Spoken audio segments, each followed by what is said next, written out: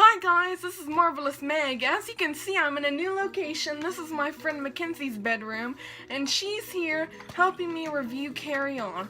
I mentioned this in a book haul video, but I didn't get to put that up yet. We're doing 4 videos for each of the 4 books in the, books like in Carry On, not throughout the series if she continues with this. Today we are reviewing book 1, and first, we just want to see what our thoughts are of the book so far. Also, warning, there will be spoilers as the videos go on. And you don't even have to have the whole thing done yet, just how far we are. Like book 1, and we already started a little bit of book 2. So Mackenzie, what do you think of the book so far? Right now it's kind of slow, we both agree on it. Yes. But that's mostly because, this is the first book and kind of an idea of this is an entire series, so it's like a final book to an entire series that doesn't exist. So she's trying to put as much information of the world and the characters into it that we can really understand it. So you don't think that the sort of flashbacks and stuff like that is overwhelming to the plot line so far? Oh, well, there isn't a lot of plot line as it is, so I think it's just a good foundation for a bigger project. So in the book they explain that how do you say the thing? The insidious humdrum? The humdrum, which apparently looks like Simon, only younger, kidnapped them, and they're not really sure how he was able to have that much power to kidnap them, but that caused a whole bunch of commotion and stuff. Penny was transported by her family out of it, and he had to fight them, and then after that the mage just sends him home. It's no big deal, you can just go home, which he doesn't really have a home, he's an orphan. So he gets thrown around in foster homes and stuff, which, poor Simon. I thought that was pretty interesting. And do you find it weird that through this whole book they say that a war's been going on, but we haven't really heard too much about that? Because they don't really mention any of the other adult characters that we're supposed to know about too much. I mean, the only adult characters we really know are Mage, Mrs., Pasta something? Yeah, it's another teacher who I kind of liked, actually. When we introduced her, I'm like, oh, she's pretty cool. She's kind of tough love, but she still loves all her teachers. And then, the goat terror, Ebb, and her goats, who Simon, worked with one summer. She's emotional for some reason, just emotional for some reason, but that's, normal for her, so no one really worries about it. Another thing that this is kind of a spoiler, you get a different character, and her name is Lucy. And we've agreed, when we first learned about her, we weren't sure who she was because she had 2 lines. Now we agree that she's a ghost. Yes, because we heard about, the Veil, and how the different family members of people are coming back to visit them to tell them things. My theory personally is that the Mage and Lucy knew each other. And I think she's trying, and there's my dog, and she's trying to, talk to the Mage, or perhaps Simon trying to warn him about the Mage, because the Mage he's an interesting character. He's hiding some stuff.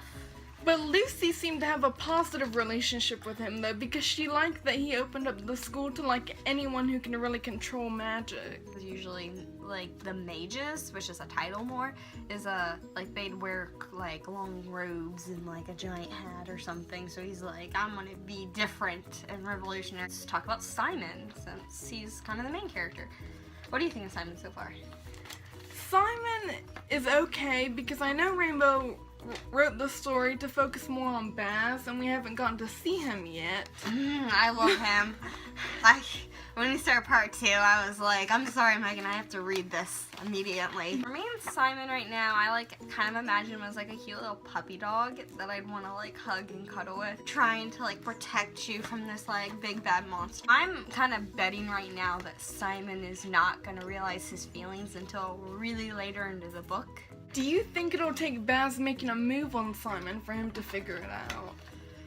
I don't know, probably, just to make a realization, because to me, Simon wouldn't have, kind of the mindset, because he's so focused on, hating Baz, that's his arch enemy and stuff like that, that he won't, actually think, oh, maybe I could possibly be attracted to him. I thought it was really interesting that Simon has the characteristic of just being, really, brave, because he takes on, was it a goblin, and it seems like it was no big deal to him. Our next character is Penny.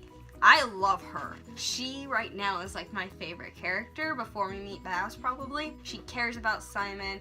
She has like a healthy relationship with her boyfriend. She's really good at magic. She's just a blast, and she's kind of a rebel in her own way.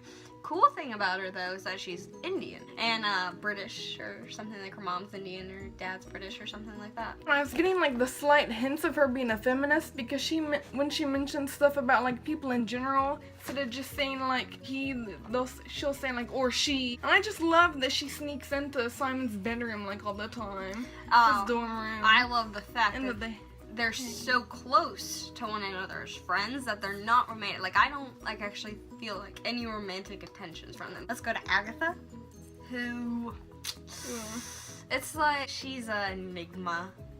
I just mainly feel sorry for her. Yeah. Because she likes Baz and we know it won't happen between them two. I don't know, Maybe Baz gonna trick us. And I'm kind of a little upset with her because I wish she would told Simon her feelings sooner. It's like they almost don't even like each other at points. Do you think they both kind of knew that though? I think they both knew it deep down, and they both just don't want it. Like Simon especially, he wants to happily ever after. Do you feel kind of bad because we were just talking about how close Simon and Penny are, that Agatha might be sort of like an outsider? I can't remember when Agatha met Simon, but if she met him later, that'd kind of be it, because they would have had an entire year together. I just thought it was interesting because everyone's powers are described differently, and they say none of that in the Harry Potter book. Penny was like a well. Like, she has to reach deep down inside a well to, like, draw out her powers.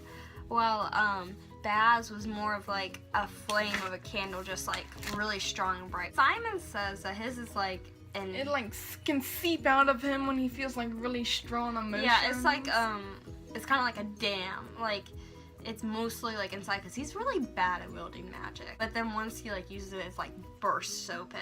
Later in the book that we're at, it's almost like if certain magicians like that aren't used to them get too close to him, they can almost get like drunk. The same effect off of his magic. What did you think of not all magicians having to use wands? Like how Penny has a ring and that one guy has the belt buckle. Yeah. I actually like that idea. It's so awkward though. Just like well, the belt buckle was very awkward. But I like how you have like the sword or like a cane, like the one chick, the one teacher, Mrs. The possible. Yeah, her. You'll know her when you read her. She has like a cane, and then Baz, he just uses a wand. You know. He's boring. Yeah, but he's like really good at magic. Apparently, he like knows Latin and Greek and all this other stuff. I think Simon could use it either way. I want to see him snap, just like go off. Okay. What do we look for in part 2? Romance. Yes. The main thing. That's in it. I'll find. Oh. Okay, so I've already looked at the photo for part 2. Baz like finally shows up and we find out what the heck happens to him. But to me, that is a pose of I'm back, biatches, so watch out. On the note of Baz, we forgot to mention Baz hasn't showed up at school like at all so far this year. Yeah, he's missing. No one knows where he went. And his parents aren't worried. They're just like, okay. You kind of get hints of the romance because Simon is like so worried about Baz, and he's like, maybe Baz is like plotting against me. Yeah, he uses that excuse a lot. These were our thoughts on book 1. Please tell us your thoughts in the comments below, and please read along book 2 with us. We'll probably have the next video within the next couple of weeks probably, because we want to get this done by Christmas, the whole book I mean. And also, if you have questions for questions for us or like your own ideas and stuff, shout out to us because we'd love to like answer them because it's hard to think of questions. If you've already read the whole book, you can ask us like ahead of time what we might think about like certain things that we'll encounter soon. Just don't give us any like spoiler questions. Bye. Bye!